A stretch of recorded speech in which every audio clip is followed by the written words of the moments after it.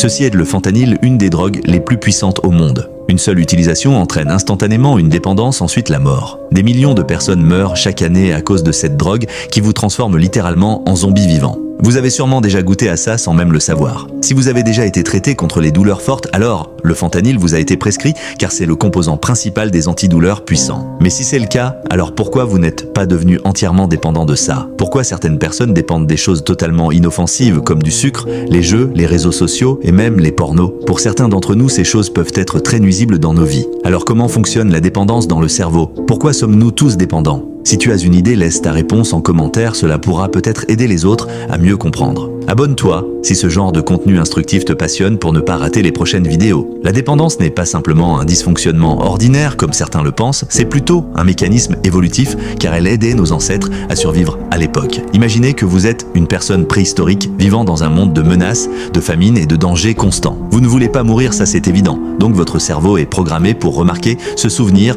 et répéter tout ce qui vous apporte du plaisir. C'est un stimulant pour la formation de la sécurité et de la survie. À l'époque, c'était très difficile d'avoir du plaisir. Par exemple, il fallait des heures de chasse et de cuisson pour être récompensé par un bon plat. Aujourd'hui, tout a changé. Vous pouvez avoir du plaisir juste en quelques clics.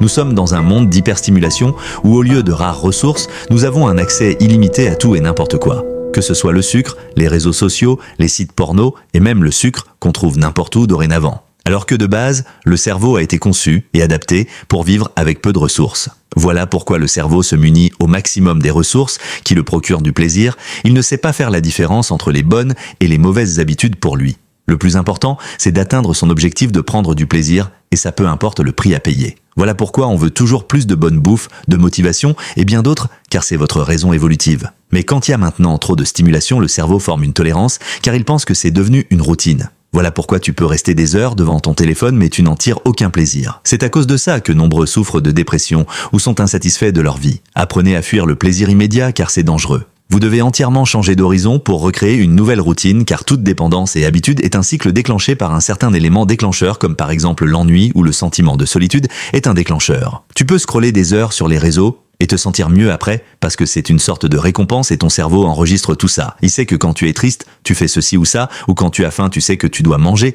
et plus tu répètes ça, plus l'information reste ancrée dans ta mémoire pour créer ainsi une forme de pilotage automatique, et dès que le déclencheur s'active directement, tu fais ce qui te soulage et c'est là le piège. Vous devez donc fuir les récompenses immédiates car elles surchargent vos neurones et vous rendent bête sans même que vous le remarquiez. J'offre gratuitement un guide complet sur comment maîtriser ses addictions et comment contrôler ses émotions. Si tu veux le recevoir, alors commente sous cette vidéo « Je veux me contrôler » et je t'enverrai directement ça en privé. Merci d'avoir regardé jusqu'à la fin.